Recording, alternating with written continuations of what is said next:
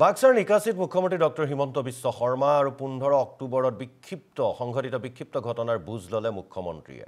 অপ্ৰীতিকৰ পৰিস্থিতিৰ বাবে সাংবাদিককেই এক প্ৰকাৰে দোষাৰোপ কৰিলে ৰাইজক প্ৰৰোচিত কৰিছিল একাংশ সাংবাদিকে বুলি মন্তব্য মুখ্যমন্ত্ৰীৰ আৰু জেললৈ প্ৰেৰণৰ সিদ্ধান্ত আদৰিব লাগিছিল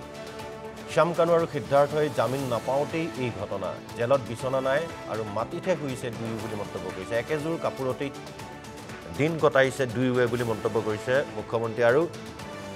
জেলত এয়াৰ কণ্ডিশ্যন নাই 5 ষ্টাৰ হোটেলৰ সুবিধা নাই বুলি কৈছে মন্তব্য কৰিছে শ্যাম কানু আৰু সিদ্ধাৰ্থ অসমৰ ভূমিতেই পাব শাস্তি বুলি মন্তব্য কৰিছে ইফালে গুলিবিদ্ধ যুৱকৰ পৰিয়ালক সাক্ষাৎ মুখ্যমন্ত্ৰী দুয়োজনকেই 2 লাখ টকাৰ চেক প্ৰদান কৰিলে মুখ্যমন্ত্ৰীয়ে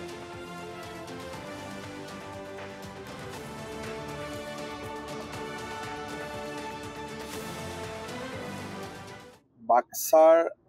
নিকাশিত সিদিনাখন এটা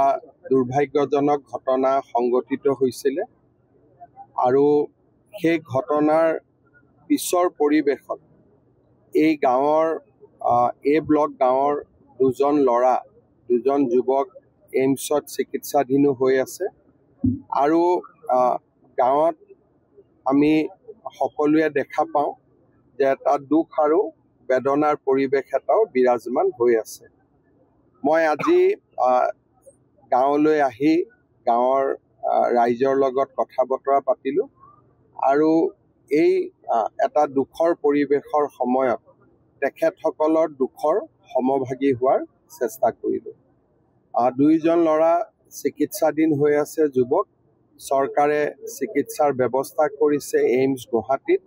আৰু যদি পৰৱৰ্তী সময়ত আৰু কিবা বিশেষ ব্যৱস্থা ল'ব লাগে আমি ল'ব পাৰিম গাঁৱৰ কিছুমান যুৱকে পুলিচৰ পৰা অলপমান ভয় অনুভৱ কৰি গাঁৱৰ পৰা আঁতৰি আছে মই গাঁৱৰ মুখিয়াল ৰাইজসকলক পৰামৰ্শ দিছোঁ যে তেখেতসকলকো লৈ আহিলে হ'ল পুলিচে ষ্টেটমেণ্ট এটা ল'ব কি হৈছিল কি হোৱা নাই আৰু সিমানতে বিষয়টো সমাপ্তিও পৰিব মুখ্যতঃ গাঁৱৰ ৰাইজৰ লগত এই দুখৰ দিনত